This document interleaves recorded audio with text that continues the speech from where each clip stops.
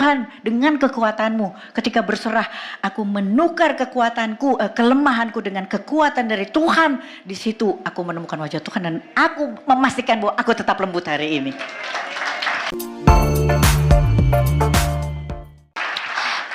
Saudara, sebagai orang yang diproses sama Tuhan ya selama 14 tahun terakhir ini, saya itu lihat ya bagaimana Tuhan itu kerja keras buat saya. Repot banget Tuhan, sabar sekali Tuhan itu sama saya ya.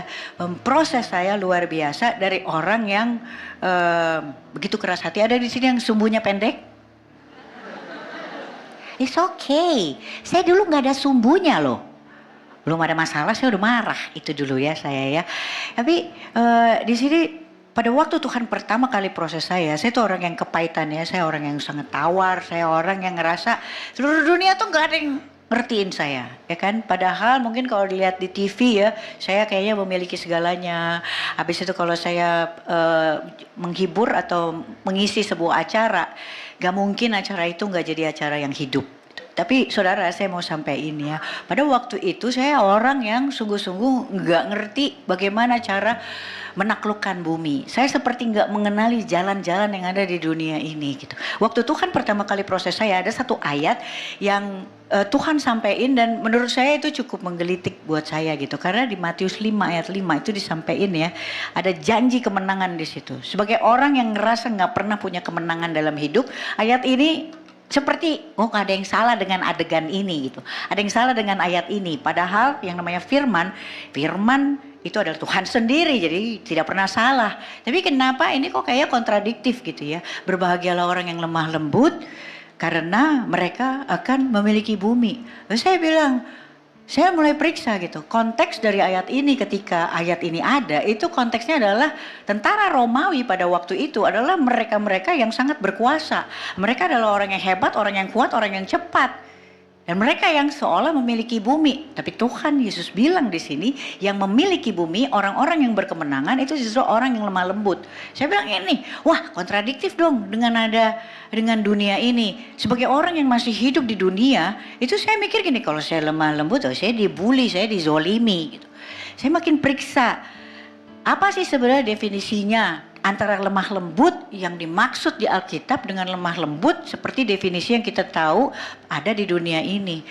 Saudara, di situ saya mulai mikir gini, oh iya ya lemah lembut kalau di dunia ini kan gak ada tuh lemah lembut. Semua yang kuat itu pasti yang akan menang gitu. Sementara lemah lembut yang Tuhan bilang di sini bukan lemah lembut yang gampang termakan oleh emosi, yang gampang direndahkan oleh masalahnya. Berarti ada perbedaan antara lemah lembut yang tertulis di Alkitab dengan lemah lembut yang kita pelajari dan kita mengerti dari dunia. Situ saya mulai, oh berarti mungkin kita salah mengartikannya ya. Kalau dunia bilang lemah lembut, sebenarnya nggak lemah lembut, itu lembek. Nah ada bedanya lembut sama lembek. Nah Tuhan Yesus mau kita jadi yang lembut. Nah, saya bilang gimana tuh caranya Tuhan? Saya mau jadi orang yang lembut. Kenapa? Karena Tuhan janji di situ. Kalau saya lembut berarti saya memiliki bumi. Berarti saya tidak terguncangkan dengan apapun kondisi dan kenyataan yang hari ini mungkin menimpa saya sebagai tragedi. Saya mulai periksa. Ternyata lembut itu katanya harus rendah hati. Kayak air gitu. Dia dibawa kemana ngalir aja. Saya pikir ya juga ya. Air itu baru kelihatan bahwa dia itu memiliki kuasa, dia bereaksi ketika apa? Ketika dia itu ditempatin di posisi yang dia ikut aja menuju posisi yang lebih rendah. Oh ini masalah kerendahan hati, saya pikir gitu. Ada satu ciri yang akhirnya saya pelajari gitu ya. Yang namanya lembut itu rendah hati. Kalau lembek itu rendah diri. Marah aja kalau ngerasa tidak diakui. Saya periksa, ternyata saya orang yang sangat rendah diri. Saya sangat lembek pada waktu itu, saudara.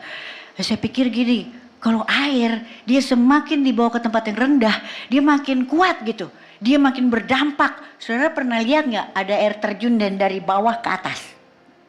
Gak ada ya. Kalau ada lambaikan tangan, Bugam kita foto bareng, sediakan bus, kita pergi ke sana. Kita viralkan. Gak ada saudara, dia semakin kuat ketika dia terjun bebas dari ketinggian menuju ke tempat yang paling rendah. Di situ saya bilang, saya harus jadi orang yang betul-betul merendahkan hati saya. Karena di situ saya bisa berdampak. Di situ saya bisa memberikan arti buat sekitar saya. Tapi caranya gimana itu? Susah. Nah saya juga mikir gini ketika air ya, air itu kalau lawan batu. Saya mikir gini, dunia itu sering bilang, batu kalau ditetesin air tiap hari, bolong juga tuh batu. Nah, saudara saya mulai mikir gini, iya juga ya kalau saya seperti air. Karena itu karakter orang yang lemah lembut dan itu karakter orang yang rendah hati. Dia mau memutari batu, si persoalan itu dengan sangat tekun. Kita kikis sampai habis. Air ketika dia bergerak, batu diam aja, tapi air dia berotasi. Nah, saya mau jadi itu. Banyak tanda-tanda yang akhirnya saya pelajari dan akhirnya saya berusaha waktu itu saudara. Nah, jadi intinya Tuhan mulai sampaikan sama saya ya, kalau mau jadi orang yang lembut itu bisa check up tiap hari. Cek aja. Saya mulai cek saudara. Kan pernah ada kata-kata gini ya, kasih orang kekuasaan. Nah kelihatan tuh aslinya gimana gitu kan. Orang yang lembut sama lembek, kasih aja posisi benar. Baru kelihatan aslinya. Dia lembut apa lembek. Terus saya mulai mikir gini, iya juga ya. Kalau misalnya saya dikasih posisi benar saudara. Itu pasti saya jumawanya luar biasa. Ternyata saya lembek. Saudara ingat gak cerita di perjanjian lama gitu ya waktu Yusuf. Yusuf kan dijual dibuang sama saudara-saudaranya ya kan. Terus habis itu dia jadi kabulok ya kan ya. Itu jabatan Yusuf sekarang itu kepala bulog loh. Iya ya kan ya. Dia ngatur gitu kan ya makanan pada saat terjadi kemalangan gitu kan ya di Mesir. Terus kan saudara-saudaranya yang buang dia sama jual dia kan datang lagi kan. Datang ke Yusuf. Itu kan saudara bilang bagilah sedikit gitu kan ya buat kami. Itu Yusuf di situ kan dia posisinya benar saudara. Tapi apa responsnya? Dia cuma bilang gini, aku tahu kalian mereka-rekakan yang jahat padaku. Tapi aku juga tahu Bapak itu merekakan yang baik buat aku. Gitu kan saudara. Coba kalau saya dulu pasti ngomongnya kayak gitu. Hah you semua datang lagi. See I told you. Ya kan. Nyesel kan. Yusuf gak kayak gitu. Yusuf lembut bukan lembek. Nah saya periksa gitu. Selama ini saya tuh gitu. Giliran saya benar. Saya pasti libas semua orang. Semua orang harus tahu bahwa saya benar. Nah itu saya lembek bukan lembut. Dan orang lembek itu tidak dijanjikan oleh Tuhan untuk memiliki bumi. Terus yang kedua saudara. Saya mulai mikir, ada lagi ciri-cirinya. Orang kalau dia lembut, ketika dia berada di posisi dia harus marah. Bukan berarti orang lembut gak marah ya. Tuhan Yesus juga marah waktu bait Allah itu dibikin jadi tempat yang gak bagus gitu. Tapi orang yang lembut, dia tahu bagaimana cara menyampaikan kemarahannya dengan porsi yang benar kepada orang yang benar. Dengan waktu yang tepat juga. Karena apa? Waktu yang tepat ada tujuan yang tepat. Kalau saya kan enggak dulu. Libas aja semuanya gitu. Saya marah sama hidup. Asisten rumah tangga datang bawa baju bolong. Saya bisa marahin dia ampun-ampunan. Mau pagi, siang, sore, malam saudara. Itu orang yang lembek. Dia lampiaskan layer kemarahannya yang lain sama orang yang sebenarnya gak tepat gitu. Di waktu yang gak tepat suka-suka dia. Itu bedanya lembut sama lembek. Orang lembut tuh dia responsif, orang lembek dia reaktif. Yang ketiga, sekali lagi saya bilang bukan yang gak bisa marah, bukan yang gak boleh marah, bukan yang gak boleh menegur saudara. Tapi dia menegur sesuai dengan porsi. Kalau kata aplikasi kan sesuai dengan aplikasi saudara. Ya jangan ngadi-ngadi gitu. Nah itu. Dan juga saya bilang orang lembut bukan berarti gak nawar sayur. Atau apapun. Ya saudara. Iya jangan itu ada bedanya ya. Tetap nawar. Bapak-bapak, ibu-ibu ini kalau nawar selisih 2.000 aja prestasi. Tapi ibu-ibu kalau nawar tukang sayur jangan sampai tukang sayurnya kepahitan. Tetap aja gitu. Ibu-ibu, bapak-bapak boleh datang ke rumah saya. Tanya tukang sayur di kompleks itu. Siapa ibu yang kalau nawar tegas tapi adem? Saya. Iya. Mereka kalau datang ke rumah saya, dia gak apa-apa, waktu saya berapa lama ini? Sedikit lagi kok. Ya, rumah saya itu kan di pojok jalan buntu. Tukang sayur itu adalah koordinat terakhir. Jadi kalau sampai di sana, ada 2 kemungkinan ya. Kalau gak barangnya habis, itu plastik sayur mulai longgar-longgar saudara. Buncis 9.000, kalau yang di sana masih padat, di tempat saya udah longgar banget. Tapi nggak apa-apa, setiap kali dia datang gitu kan, Ibu 9.000, longgar banget Pak 9.000, kayaknya kalau di blok yang sana nggak segini, ya tapi tetap 9.000, ya nggak apa-apa, saya izin aja, Tuhanku akan mencukupkanmu, Bapakku, menurut kekayaan dan kemuliaannya di dalam Yesus Tuhan. Apakah dia datang lagi? Walaupun dia syok, dia akan datang lagi dengan sayuran yang lebih longgar. Gak apa-apa, injilin aja terus. Kalau perlu semua tukang sayur bawa aja plastik kosong. Itu bedanya kita, saudara. Nah, itu beda orang lembut sama orang lembek. Kalau orang lembut di mana aja dia pasti mau memperkatakan yang baik. Kalau orang lembek sesuai dengan aplikasi itu tadi. Ya kayak saya dulu nge-MC. Ada DP, pelunasan, nge-MC. Nah itu saudara. Terus yang terakhir yang saya periksa adalah kalau orang lembut, dia bagaimana cara dia mengatasi perselisihan, saudara. Pada waktu mengatasi perselisihan, dulu tuh saya banyakkan benernya. Kenapa? Karena saya memang orangnya, biarpun saya itu kurang sama Tuhan dulu ya, bersandar pada kekuatan saya sendiri. Tapi saya itu orangnya lurus banget.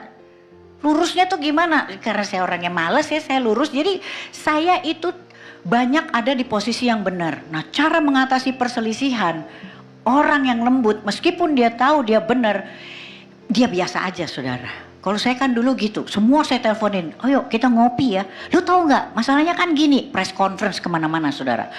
Seolah-olah kebenaran saya itu harus ditopang lagi dengan orang-orang yang berkubu dengan saya. Itu lembek, saudara. Walaupun kita benar, saudara nggak perlulah kita telepon, bisa ngopi nggak? Lu mau tahu nggak? Dulu saudara saya kayak gitu, 4 orang saya telepon. Lu mau tahu ceritanya nggak? Kita ngopi ya, oke ngopi press conference, ceritain. Lu tahu nggak dia kan kayak gini, saya ampuni orang. Iya gue udah ampuni dia. Lu tahu nggak gue ampuni dia? Kenapa? Lu kagak lihat suaminya stroke, anaknya masih kecil-kecil, gue ampunin aja. Ih hebat banget lu. Tuh saudara. Habis itu saya telepon teman saya, kan 4 orang, yang satu nggak bisa datang. Saya bilang gini, kok lu kagak datang sih? Iya gue nggak bisa hari ini. Oke besok ya, besok ngopi lagi. Terus bilang sama dia, lu tau nggak ceritanya kayak gini? Ya gue ampunin aja, kenapa? Kan suaminya stroke, anaknya masih kecil-kecil, gak tega gue. Ih hebat banget loh, gitu aja terus. Sampai Tuhan Yesus datang menjemput kawan-kawan, saudara. Kapan baca Alkitabnya, kapan berdoanya, gak sempet. Itu lembek banget, saudara, walaupun saya benar. Akhirnya untuk menutup kesaksian hari ini ya. Hari ini sebenarnya dari tadi malam itu saya tuh kalau kata orang, saya kan dari Jaksel ya, katanya kalau dari Jaksel tuh harus ada sedikit bahasa Inggris. Ada split second decision, keputusan ya di detik-detik yang paling krusial gitu. Tadi kemarin kan harusnya kan saya udah sampai di sini, terus saya terlambat. Tadi kan saya bilang 1 menit doang, 1 menit doang, coba bayangin. Itu gara-gara saya kehabisan bensin jalan tol. Sementara saudara tahu kan, bensin itu tugas siapa? Supir. Saya nggak punya supir, saudara. Itu aja supir saya itu. Kami saling mengisi, kadang saya juga nyupirin dia, saudara. Paul Tuana Kota ini, dia memang Ambon, kami memang Ambon. Tapi mama mertua saya Cina, Bangka. Cina ya, bukan tua, oke? Cina Bangka, bukan tua. Jadi kayak ginilah, Ambon diragukan, Cina dipertanyakan, ya kan? Kami besti. Tadi malam, pasti, hah? Kok bisa sih? Kami tiba-tiba kami lagi Uber jalanan gitu, masuk ke airport. Tiba-tiba kok dia ke kiri gitu. Terus saya gini, hah kenapa ke kiri? Iya. Bensin habis. Wow, saat yang tepat sekali ya untuk habis bensin gitu. Terus akhirnya dia pergilah kan ke pom bensin dengan gaya ininya dia ya, kekiniannya dia itu dengan ransel gitu, kelihatan keren sih gitu kan. Tapi saya di situ ngeliat gini, Tuhan ini menjengkelkan sekali loh Tuhan gitu kan ya. Kok bisa kayak gini? Saya mulai stres gitu. Karena kalau misalnya ini pesawatnya pergi, terus gimana lagi ya? Apa besok saya masih bisa gitu? Terus itu Tuhan bilang gini, nah itu ya. Saya tuh dalam posisi benar, saudara. Saya dalam posisi benar. Terus saya udah mulai gini, Tuhan aku males banget loh lihat mukanya dia. Aku bilang gitu. Terus kata Tuhan gini, Gak apa-apa. Kalau memang terpaksa harus memalingkan wajahmu dari orang terdekatmu, pastikan memalingkannya itu ke sahabat sejatimu. Dan di situ saya dapat pertolongan, saudara. Jadi saya langsung menghadapkan wajah saya pada Tuhan. Wah, Tuhan tolong saya. Begitu dia datang bawa bensin di 4 itu botol air mineral yang segede gini. Saya sampai bilang gini, 6 liter, ini ngangkat kagak nih gitu. Saya bisa ketawa-ketawa lagi sama dia, saudara. Saya dapat pertolongan Tuhan dan saya bilang di situ, oh Tuhan, berarti sekarang sumbu saya udah jauh lebih panjang di 14 tahun ini, saudara. Dan saya orang yang tetap lembut karena 14 tahun ini saya diproses sama Tuhan untuk jadi orang yang lembut. Gak sampai di situ, saudara. Tadi pagi itu yang saya bilang. Yang kedua, saudara, dia udah bilang ini, Skat gitu ya, pas pulang, tenang aja Skat, ini saya udah beliin tiket lagi, katanya gitu. Beliin tiket apa? First flight. Oh saya lihat, wah iya jam 5 lewat 55, ntar malam kita tidur cepet, terus kita gak terlambat, kita berangkat ke airport, aku anterin, katanya gitu. Jam 5.55, saudara, tanpa dia ngecek bahwa jam 5.55 itu ada 2 pesawat, saudara, di Halim dan di Cengkareng. Dan dia antar saya ke Cengkareng sementara pesawat saya di Halim. Itu yang kedua, saudara. Saudara bayangin gak perasaan saya? 2 kali saya benar. 2 kali saya benar. Di situ saya juga diuji sama Tuhan. Jadi lembut atau jadi lembek.